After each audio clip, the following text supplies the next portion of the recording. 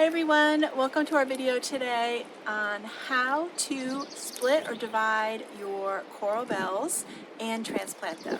So I'm Lisa with Down to Earth Gardening and Design, and I love coral bells. They are a true staple in my gardens, and I'm going to tell you why in a bit. But I want to say that coral bells are a wonderfully easy plant to divide. So I have some coral bells here that have been in this garden for about 5 or 6 years, and typically they need to be divided about every 3 to 5 years. So you can tell that they need to be divided if they are overcrowded or if they get this donut hole in the center of them.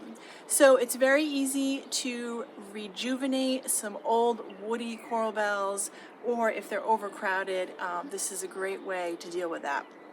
So we're going to talk about some easy steps on how to split them or divide them, and then we're going to be transplanting some here in this garden today. I'm going to show you how to do that, and then I'm going to give you some extra tips at the end of the video. So coral bells, also known as Heuchera, it's a wonderful little foliage plant. It does throw up a few spiky flowers in the summer, but it's mainly known for its foliage. It comes in many different colors. I'm here with my mega caramel coral bells, which you may have seen in some other videos, but you will see some beautiful shades of burgundy, purple, even a really deep purple, almost black, some veined foliage, lime green, some pinks in there, and even some foliage that looks like it has some dappled spots on it. So lots of different beautiful varieties to brighten up your garden. So it'll brighten up a shady spot. So they do prefer their part sun or part shade, so about 4 to 6 hours a day. They're very, very low care plants. They are deer resistant. I plant them a lot with my hostas. The hostas typically get eaten, and the coral bells, who are a very close neighbor to the hostas, they get passed on by. So really terrific little plant. I love to plant them in some borders and some woodland gardens and even in containers. So really nice little versatile easy care plant.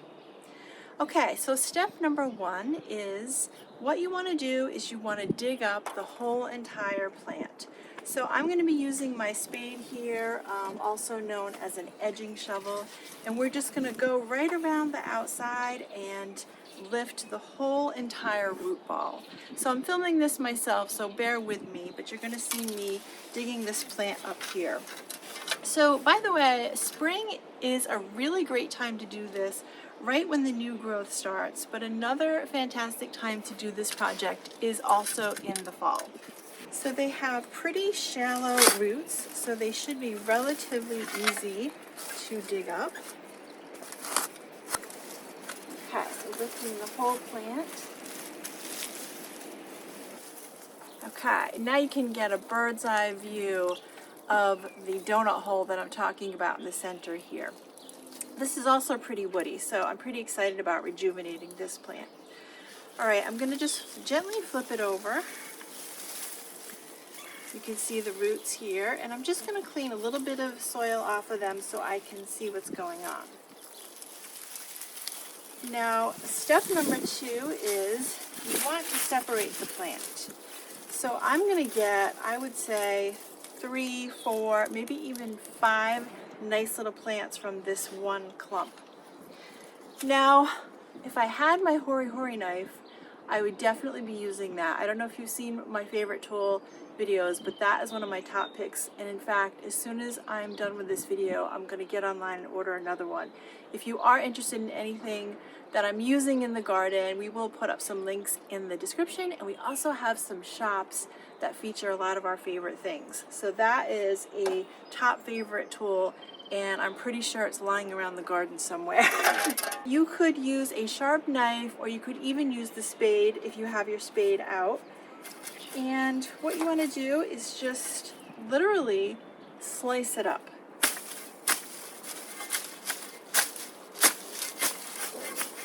So I'm going to do it in half and then flip it over again so you can see what we have.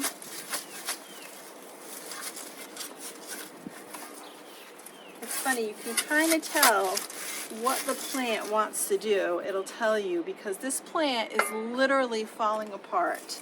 So it was ready to be divided. So as you can see, I already have two nice clumps right here. Hot tip is, for each plant that you're going to be planting in the ground, you're going to want some foliage and some roots. So a little bit of both. So even if you have the smallest piece, if it has a leaf on it and some roots, I would go ahead and give it a go and try to plant it. But these are some pretty good chunks here with some nice root systems. Okay. And then here's a good example of what you can plant. You could give that a go right there. Now you want to clean it up a little bit, so that would be step 3. Is anything that's really woody, you can go ahead and just remove. You might find some old dead foliage in there. You can just really clean it up. For transplanting, you want to have the crown in the soil. So soil level should be right about where the leaves meet the roots. So you don't want it sinking too low, otherwise it'll encourage some rot. And remember, they do have shallow roots, so you're really not planting them that deep. We're going to add some more nice compost.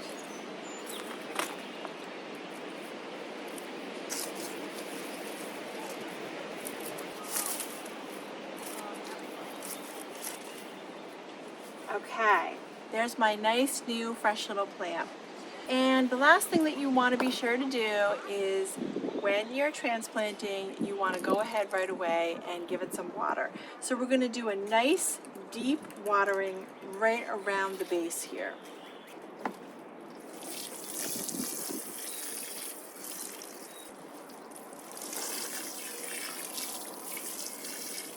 Before I go around my gardens and plant the other babies that I have here, I just want to give you some extra tips and tricks. So number 1 is, it's great if you have a little bit of mulch. I would just pull it around the base of the plant and it'll help conserve some water, and they do need a little extra water when they're just transplanted. So a little bit of mulch is pretty great. 2 to 3 inches is perfectly fine. Number 2 is, if you can't plant them right away, then just put them in a really shady spot. Plant them as soon as you can, but just temporarily keep them in the shade out of the hot sun, and keep them lightly watered, so just a little spritz of water, and that'll hold them over until you can get them back into the garden. So that's it for today. I have a lot more planting to do, and I've got to go order my hori knife replacement. But thank you so much for joining me today. If you like the video, please go ahead and give us a thumbs up and subscribe to our channel, because we have many more gardening videos coming your way.